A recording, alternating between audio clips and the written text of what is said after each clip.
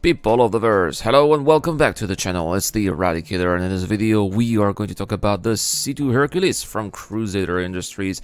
I know that a lot of you guys are very excited about that ship, myself included, to be honest. And I'm afraid that I got some bad news today. Well, it's not really myself, it's just something that I believe has been quite overlooked by quite a few content creators, at least the ones that I'm following, because this is something that I discovered yesterday when I was browsing Spectrum, and I thought I saw this FAQ about the new roadmap that I hadn't read until recently, until yesterday in fact, and that was this very particular question, well, not really question, but a Starlifter hype they're saying, and here unfortunately, who did write it? Is it Xylo? Yeah, Xylo here was the bearer of some bad news, because we all expect the Starlifter to be coming for the release of Q1 2021, but it appears that it is not going to be the case, and we're going to have to review our expectations a little bit. So here's what Xylo says: we would like to set expectations early on this one so there's no surprise. As many of you will remember from previous messaging, just because a deliverable in a release column does not mean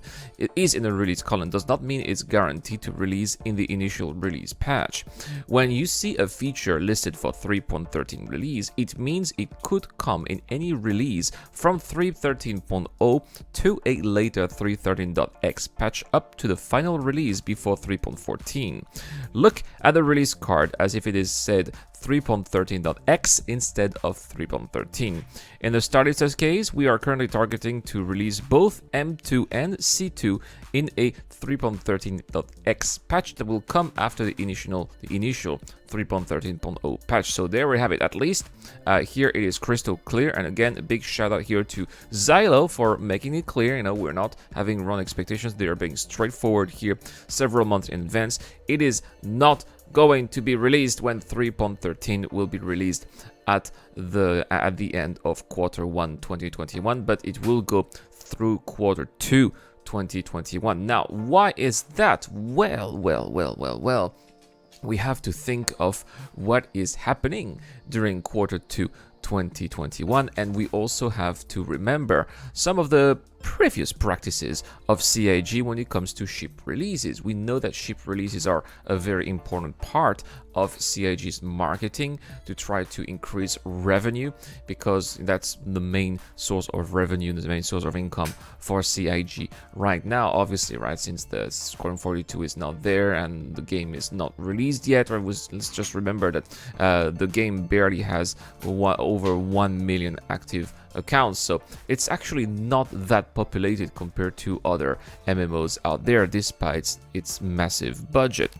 So in terms of marketing, how is the Starlifter going to bring extra revenue? Well, remember that last year one of the most grossing events in terms of revenue was actually Invictus launch week, which took place between May 22nd and June 1st. I think that you are starting to get where I'm going now, right? Because Invictus launch week did happen during Q2, but before the release of the patch of Q2. And we also saw, for example, the Mercury Star Runner. The Mercury Star Runner was supposed to be coming out for Star Citizen over 3.11, but it came much later, almost at the same time as the Expo, right? The Intergalactic Aerospace Expo.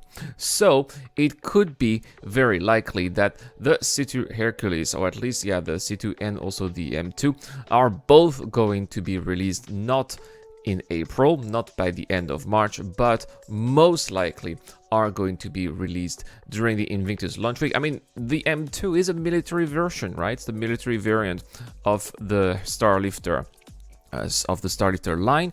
It makes sense that they are going to feature this particular military vehicle during the Invictus launch week, which features all the military vehicle, the combat vehicles of the verse. So I think that's an interesting move. It's definitely a smart move. It is going to give CIG more time to polish both vehicles. We've seen a lot of the C2. We have not seen in any of the Inside Star Citizens or any other official content the M2.